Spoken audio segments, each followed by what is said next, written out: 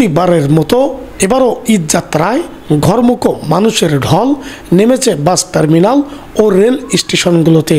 পরিবার পরিজনের সঙ্গে ঈদ আনন্দ ভাগ করে নিতে রাজধানী সহ দেশের বিভিন্ন প্রান্ত থেকে মানুষ ছুটছে গ্রামে।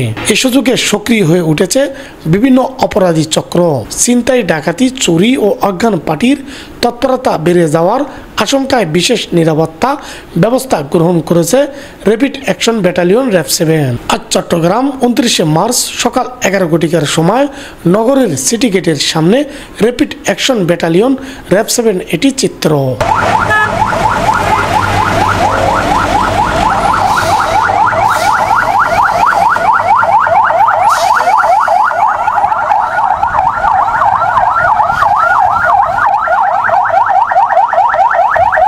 র্যাব 7-এর পক্ষ থেকে জানানো হয়েছে, ঈদ যাত্রায় মানুষের নিরাপত্তা নিশ্চিত করতে চট্টগ্রাম মহানগরী ও আশপাশের গুরুত্বপূর্ণ এলাকায় নিয়মিত টহলের পাশাপাশি সাদা পোশাকে গোয়েন্দা নজরদারি বাড়ানো হয়েছে।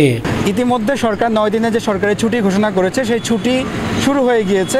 মানুষজন তার পরিবার পরিজনের সাথে ঈদের আনন্দ ভাগাভাগি করার জন্য দূর দূরান্তে ছুটে যাচ্ছে।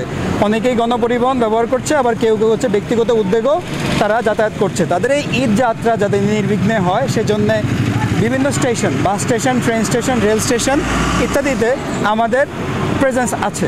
আমরা আমাদের টহল কার্যক্রম এই সকল স্টেশনকে কেন্দ্র করে করছি।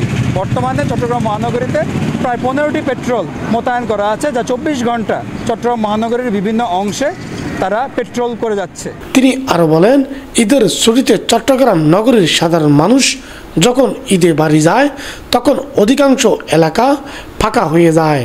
ফলে ফাঁকা বাসাবাড়ি ও বিপণী বিতানে চুরির আশঙ্কা বাড়ে। এ বিষয়ে সতর্ক অবলম্বন করে র্যাব 7 বিশেষ নিরাপত্তা ব্যবস্থা গ্রহণ করেছে। এছাড়া ঈদকে কেন্দ্র করে যাতে কোনো রকমের নাশকতা, কোনো রকমের ডাকাতি, চুরি না হয় সেজন্য হচ্ছে সার্বক্ষণিক আবাসিক এলাকা থেকে শুরু করে চট্টগ্রামের মহানগরীর গুরুত্বপূর্ণ অংশের কৌশলগতভাবে র্যাব 7-এর অবস্থান থাকবে। এছাড়া আমরা সাদা পোশাকে আমাদের নজরদারি বৃদ্ধি করেছি। ঈদকে কেন্দ্র করে ফাঁকা মহানগরীকে কেন্দ্র করে যাতে কোনো রকমের অনাকাঙ্ক্ষিত পরিস্থিতির সৃষ্টি না হয় সেজন্যে আমরা আমাদের তৎপরতা চলমান অব্যাহত রাখব ঈদের ছুটিতেও। এছাড়া ঈদের দিন, ঈদের জামাত, এছাড়া বিভিন্ন চিত্ত বিনোদন কেন্দ্রে যাতে কোনো রকমের অনাকাঙ্ক্ষিত পরিস্থিতির সৃষ্টি না হয় সেজন্য আমাদের ভিন্ন পরিকল্পনা আমরা গ্রহণ করেছি। চট্টগ্রাম মহানগর সহ বিভিন্ন গুরুত্বপূর্ণ এলাকায় আমাদের টহল ব্যবস্থা অব্যাহত রয়েছে।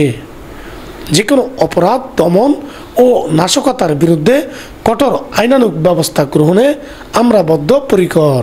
রিপোর্ট আব্দুল আজিজ, দিগন্ত টিভি, চট্টগ্রাম।